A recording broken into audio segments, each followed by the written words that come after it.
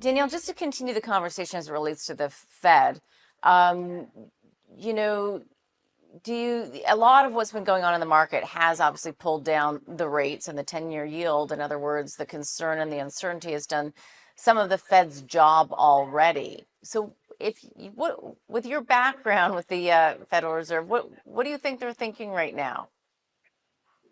So, most Fed officials would tell you that they're not beholden to the financial markets, they're not reactive, but truly they are.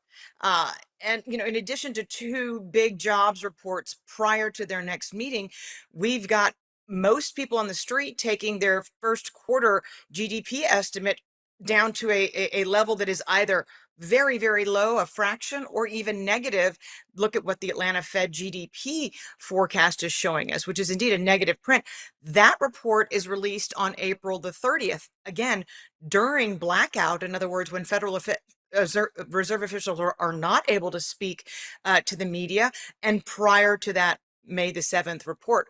So the Fed will have to heed what happens in hard economic data before they meet, as well as, even though the stock market is not the economy, the fact that we have learned in recent months that the top 10% of US earners account for 49.7% of consumption. The reality is US GDP is a record 71% consumption. So if there is a reverse wealth effect and that takes hold in reduced consumption, the Fed will have to react to that, because that is going to end up showing up again. We come back around to the same subject of layoffs. It's interesting though, when you think about the tools in the toolbox that the US Federal Reserve has and what we've been so focused on since the financial crisis, which of course is the interest rate environment, it doesn't seem as though interest rates and the ability to influence the market and the economy will have nearly the same effect and impact that it's had in the past, given what we're talking about with respect to the tariffs. That's a very good point. And when you add on the fact that since the pandemic hit, the US has piled on almost, I think, $15 trillion of additional debt once we hit that 37 trillion mark on the debt clock. A lot of demand that was given through stimulus measures has been pulled forward. So there aren't a bunch of Americans who necessarily need to redo their deck or refurnish their home.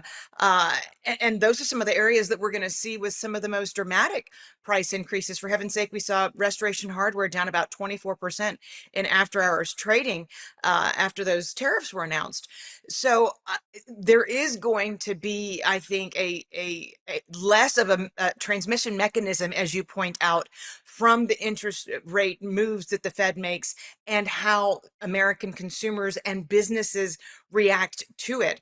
You have to have the Mm-hmm. wherewithal to make the purchases, and we certainly don't have runaway wage inflation as we did in the aftermath of the pandemic. The Fed doesn't have an excuse right now. There is no global health emergency to even take the Fed funds rate down to the zero bound if they chose to do so. But every Fed official that you've spoken to says that the floor is moved to be much higher, whether that be in the 2 or 3% area. Mm-hmm. Is there anything we're missing though with respect to the U.S. Federal Reserve that can aid in the situation? Well, I mean, they've actually acted preemptively because there was no debt ceiling shutdown that was extended out through September. And yet, at the last meeting, they decided to taper the runoff of their balance sheet dramatically, surprising many market participants, and in fact, eliciting a second rare dissent from a Federal Reserve governor, Christopher Waller.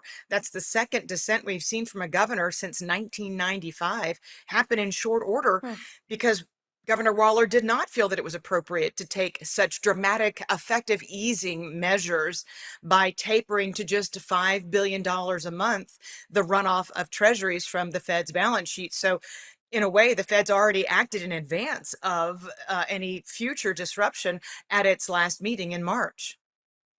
Hmm. When you're speaking with your clients, what are some of their thoughts as it relates to how long this goes, meaning the retaliation from other countries? Well, I think really what's front and center in clients' minds right now when it comes to how long this goes on is what they've been saying to themselves for several years, and that's that valuations don't matter until they do. And now that Mm, valuations do matter, are we in a process of mean reversion in the markets? And has that process begun? And I think that their focus really is on whether or not there's going to be a true rebalancing between the United States and the rest of the world in terms of the size of our markets. understood. We'll take a quick break. We'll be right back.